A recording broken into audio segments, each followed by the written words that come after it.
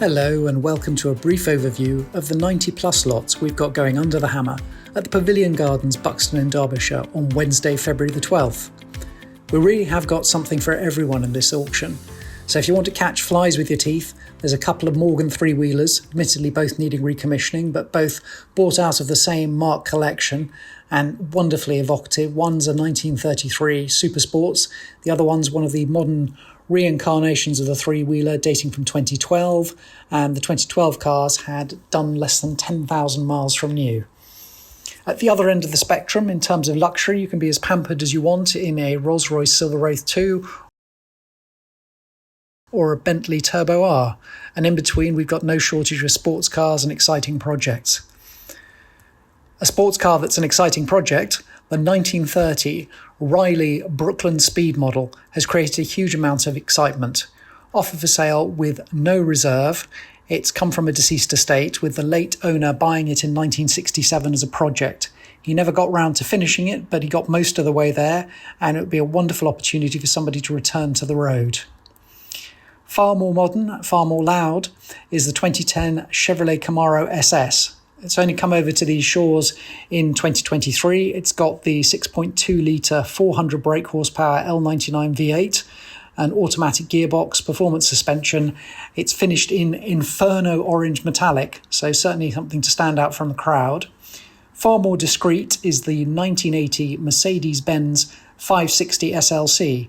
Now, Mercedes never made a 560 version of the SLC, but this was professionally converted by a Mark specialist, Damas of Chesterfield, for their own use. So it's got a 5.6 litre V8 from a later 126 series car, shoehorned into the C107 shell. It's been rolling road tested at 320 brake horsepower, we're told, with a notably flat torque curve, and is very much a lion in wolf's clothing. For those who like their thrills pure in terms of driving, we've got a 1999 Lotus Elise 111S. Those cars with their bonded aluminium chassis are just sensational to drive. At the other end of the spectrum, possibly speed-wise, is the 1961 Mercedes-Benz 190 diesel. Now that started life, it's a South African-built car, started life in Zimbabwe, came over to the UK in the early 90s, self-evidently been the subject of a past repaint, and during 2018 to 2020, from memory, it was subject to something like £18,000 of mechanical work. So I doubt you'd find a ponton in much better order, and unusual for being diesel too. The 1999 Jaguar XJR is essentially a one-owner car. It was previously company registered, but then been in single ownership, the director of the company taking it on as his car. And that, again, while it was in use, was only ever main dealer serviced. We're assured that the car is in showroom condition. It's certainly one that we're looking forward to seeing in the metal. As is the 1973 Mercury Ford Capri Mark 1 2.6 V6.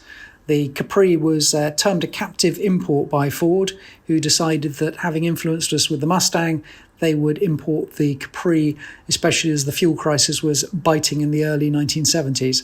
Marketed as that sexy European, especially in this guise with the 2.6 litre V6, the first V6 engine car that Ford of America marketed in the States. It's an unusual survivor, and it's finished in a shade of green that looks awfully like the Highland green metallic that graced Steve McQueen's Bullet car in the film of the same name. So, again, an unusual thing. We've got a 1971 Jaguar E-Type V12 Coupe that's being offered for sale entirely without reserve. That is an older restoration with the desirable manual gearbox. So again, well worth a look. Those who like their modern classics and like to be seen in something unusual, there's a 2005 Audi A8 6-litre W12. That's a Quattro model, so much of the same running gear that was found in the Bentley Continental GT, minus the twin turbos, but certainly a super saloon in stealth mode. There is, for those who like to be a little bit more out there, a 1955 Cadillac Series 62 Coupe. It is a restoration project, but it's being offered for sale entirely without reserve and looks to be substantially complete. A rarity, and in much better order, is the 1970 Ginetta G15, so a quintessential lightweight British sports car for those who likes their small capacity thrills. We've also got a 2004 Toyota Crown Majesta. Now that's, if you squint hard enough, you can see why Mercedes-Benz were upset. But again, a beautifully engineered Toyota saloon from the land of the rising sun, and their take on a luxury contender with all the sort of gizmos and mod cons you would expect, and a real rarity on UK roads. There's a circa 1939, that's when we believe it was built but not registered till the following year, MG SA Special. Now that's been off the road for a number of years but was previously used in a variety of competitions. And in terms of 6-cylinder, 4-seater pre-war cars, they don't come much more affordable than that, which is lot 54 and guided at £9,000 to £11,000. Keeping with the sports car theme, the 1999 Porsche 911 Carrera 4, it's one of the 996 generation 911s. It's a phase 1 car, and that has covered just 12,500 miles from new in the hands of 2 owners. So my colleague Paul Cheetham, who consigned that, has been overwhelmed with inquiries. The 996 series is increasingly being recognised for the landmark it was in Porsche 911 Evolution, and such low mileage, low owner examples are few and far between, so that's definitely one to watch. Capable of giving a four-wheel drive 911 a run for its money, at least across a forest stage, is the 1977 Talbot Sunbeam TI X-Works rally car. Now, any and every X-Works rally car will be a special machine. They're simply built to a higher standard to withstand more punishment. This particular example was first registered to Chrysler UK on October the 4th, 1977 as WAC 953S. It initially saw service as a circuit race car before being converted to tarmac rallying spec. It's recently had an engine overhaul and comes from a collection of rally cars. Its potential has the potential to give you entry to a number of glamorous events, and as an X-Works rally car is decidedly affordable at £35,000 to £45,000. However, for many, the absolute star of the show will be the 1985 Aston Martin V8 Volante. That's a car that's covered some high 40,000 miles from new, 48, 49,000, I forget which, and is notable for having been owned by an ex-chairman of the Aston Martin Owners Club. It was previously featured by Autoglim in a Polish advert, and it sounds as if it's been a pampered and much-loved car all its life. The vendor spent something like £8,000 on it in the last 3 years. It's been repainted in the past in its original colours, and it's just a glorious thing for high-speed European touring. Also in the sale, and indication of cars which are coming through the ranks and emerging into full classic status, is the 2003 Range Rover Vogue TD6. Again, this is an exceptional example in that it's had one owner and covered 38,000 miles from new.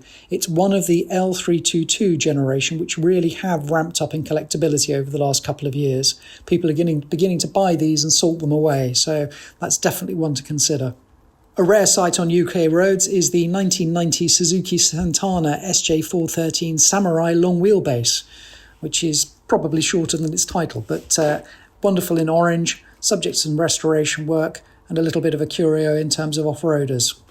We also have a selection of number plates in the sale, so perfect for Mercedes-Benz owners is MBZ39. For those who like high-factor sun cream, there's 50 UV.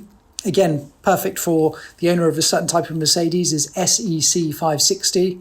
We have UAE 15 and 5400, so a great cross-section of plates there.